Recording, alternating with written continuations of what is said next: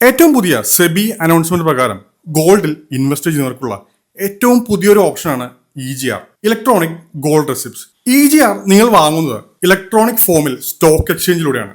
അങ്ങനെ ഇത് സെബി അപ്രൂവ്ഡ് ആയിട്ടുള്ള വോൾട്ടിൽ ഫിസിക്കലായി നിങ്ങളുടെ ഗോൾഡ് സൂക്ഷിക്കുന്നു. അപ്പോൾ എന്തുകൊണ്ട് EGR എന്ന് ചോദിക്കാം. കാരണം ഇതുവരെ ഗോൾഡ് പീസ് ആയിരുന്നു ഗോൾഡിൽ ഡിജിറ്റലായി ഇൻവെസ്റ്റ് ചെയ്തുകൊണ്ടിരുന്നവർ ഡിപ്പെൻഡ് ചെയ്തിരുന്നത്. ETF-ൽ ഒരിക്കലും നിങ്ങൾ വാങ്ങുന്ന ഗോൾഡ് ഫിസിക്കലായി കൺവേർട്ട് ചെയ്യാൻ സാധിക്കില്ല.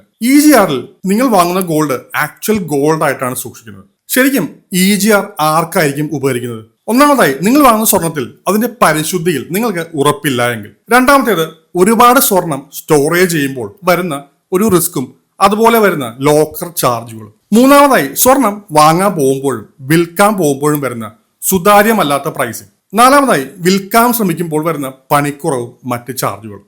ഇതിനെല്ലാം ഉപരി സ്വർണം ആഭരണമായി വാങ്ങിക്കുമ്പോൾ വരുന്ന റേറ്റുകളും ഏകദേശം 25% വന്നേക്കാവുന്ന പണിക്കൂലിയും. ഇതില് എനിക്ക് ഏറ്റവും ബുദ്ധിമുട്ടുള്ളത് അഞ്ചാമത്തെ കാര്യമാണ്. എന്താണ് നിങ്ങളുടെ അഭിപ്രായം? അപ്പോൾ ഞാൻ ഈ പറഞ്ഞ 5 കാര്യങ്ങൾ നിങ്ങൾ സ്വർണം ഇൻവെസ്റ്റ്മെന്റ് ആയി വാങ്ങുമ്പോൾ അലട്ടുന്നുവെങ്കിൽ സ്വർണം EGR രീതിയിൽ വാങ്ങുന്നതായിരിക്കും ഉചിതം. അതുപോലെ സ്വർണം EGR രീതിയിൽ വാങ്ങാൻ നിങ്ങൾക്ക് ഡിമാറ്റ് അക്കൗണ്ട് ആവശ്യമാണ്. ഡിമാറ്റ് അക്കൗണ്ട് ഉപയോഗിച്ച് ഒരു സ്റ്റോക്ക് വിൽക്കുന്നത് പോലെ തന്നെ നമുക്ക് ഇത് ഏത് സമയത്തും വിൽക്കാവുന്നതുമാണ്.